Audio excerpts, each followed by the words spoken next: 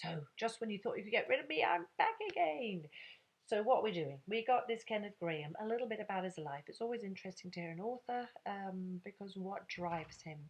He had, maybe like many people back in 1800, many troubles. He had an alcoholic father. Could have happened today, I suppose. But he also had maybe something that was much more common back then, a mother who dies when he's a little boy. She dies in childbirth. A lot of people lost their mothers at childbirth, one of eight. Many of them died, three of them survived, and he can't even remember his mother and has to go and live with some family in England. And the tragedies continue because he goes into an unhappy marriage, probably because it was just expected. You get married to someone, it wasn't a happy marriage. And then he has a couple of children, but one of them commits suicide. So some people were writing that this is basically nature becomes his consolation. It becomes the way in which he can disappear away, disappear away from reality and just find a beautiful place. He once said to his wife that he was so much happier with all his characters from Wind in the Willows than his real human friends because he found them quite disappointing.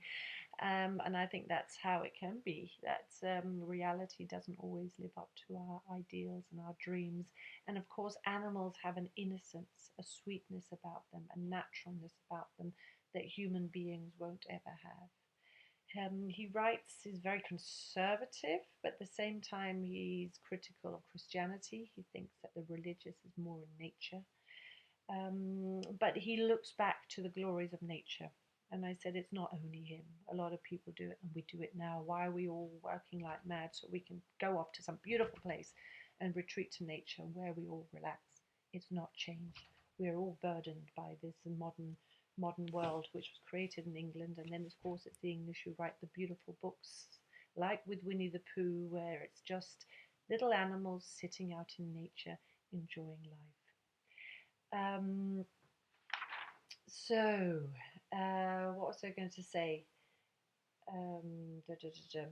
He's also very relevant for now because he talks for conservationism. Um, Conservationism is the ones who work for protecting nature. Back then, like now, people saying, look, we're destroying our nature, we're destroying the beauty of the world around us. And he's very much part of a movement who says, look, let's keep down the tempo. England's just come out of this Victorian era where they dominate the world. They've got colonies everywhere and they're churning ahead. The Edwardian period, that's now just after Victoria, so around the First World War, but before the Second World War, there is this kind of pride in England that they are this great nation. The First World War was a tragedy, no question about it. But England won. They fought hard and they stood by their national identity, and they haven't come to what really cracks England, which is the Second World War. Until then, things are actually chunding along very nicely. So it is a very much romantic period where you think of Wimbledon and tennis and wearing the white clothes, and that's what I asked you to look at when you read this text. With the adverbs, I'm talking about notice when Mole and Ratty are speaking. There's always a little adverb about how they spoke, in what way they spoke, and it's a language we don't use anymore. We're losing it because if we don't use that vocabulary, it will disappear.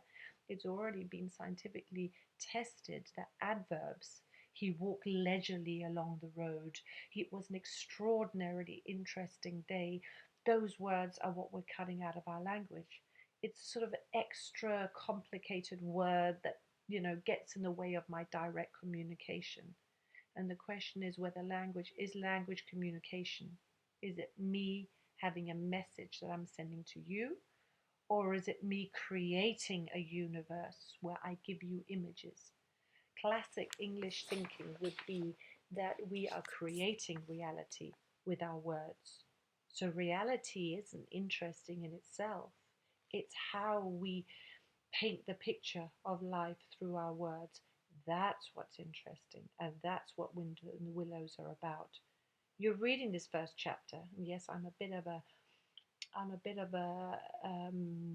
sadist that I am forcing you to read a long chapter where the only thing that happens is that Mole goes out and goes on a boat and has a picnic. I'm doing it because I want to emphasize the point that you're not meant to be looking. Toad's not turning up yet. The car and the car crashes and all that. The action comes later. I'm trying to pull you right down in Corona, mind-numbingly quiet everyday life where not much happens. But if you can then see that in those words and in that story that's describing just a few beautiful moments, if you can see the beauty of that, then you will survive Corona. Because maybe that is the sort of philosophical of life, that we have to find the beauty in the small detail. And most people we're aware of, it's absolute madness. We're running around like little mice, always on our way somewhere. And as we know, we are already somewhere. So could we just maybe stay in the moment? I'll give you another quote from the book. This is when the mole sees the glory of this nature and the river for the first time. All this he saw for one moment, breathless and intense, vivid on the morning sky.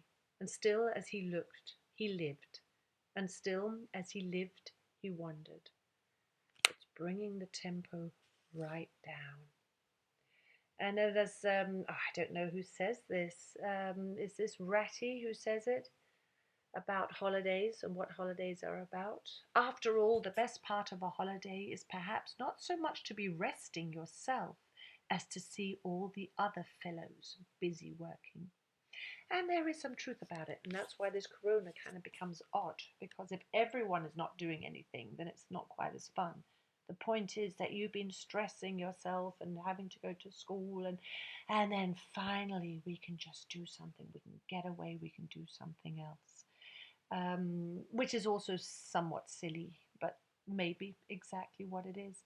It's nice for these animals just to be floating around like sort of half animals, humans, by the riverside while the world is moving along at its crazy pace.